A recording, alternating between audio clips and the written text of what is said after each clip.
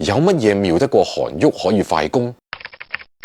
女籃亞洲杯小組賽第2場，中國女籃依然大勝，但呢一次要多謝對手韓國女籃，對方打得好，中國女籃先至可以打得更好，變化無窮。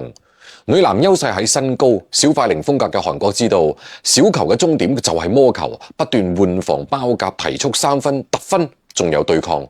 由於陣容弱勢，先變嘅就係韓國喺韓旭單中鋒陣容嘅時候，因應佢相對單薄，韓國低位果斷去繞前加包夾。張子宇單中鋒陣容嘅時候，因應佢移動慢，冇辦法做高位掩護，韓國就採取人盯人，一邊向持球人施壓，一邊去繞前防張子宇，然之後接波再去收縮，進攻端就完全散開，等中鋒移到去罰球線開外，為外線3分做掩護。女籃主教練龔魯鳴嘅策略係韓旭做多啲擋拆去尋找空間，喺對方中鋒遠離禁區要打張子宇單中鋒陣容嘅時候，楊力維去搶對方中鋒嘅接波，呢啲應對基本上佢都可以維持到個領先。而最佳嘅絕招留咗喺第3節，妙嘅唔單止係雙塔。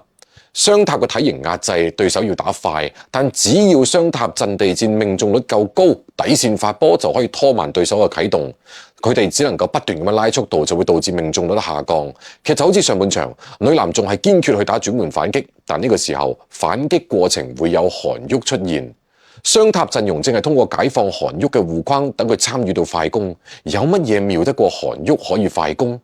雙塔理論上佢絕對嘅速度係慢嘅，但係可以通過轉換嘅呢一下去提速，甚至快攻速度比上半場仲要快。韓國女籃冇得揀，只能夠更快，過快就會失速，進攻效率就會更低。提速嘅關鍵仲有黃思雨嘅節奏把控，特別係喺小陣容拉開對方防線上面嘅得分處理，令到韓國女籃連喘氣嘅空間都唔夠。摧枯拉朽嘅第3節，女籃唔單止贏咗10分，仲從雙塔到5小都掌控咗成個局面。正係因為韓國女籃諗咗好多辦法，用咗極限強度，中國女籃依然係通過中場嘅調整單節制勝，化學作用同埋狀態得到咗好大提升。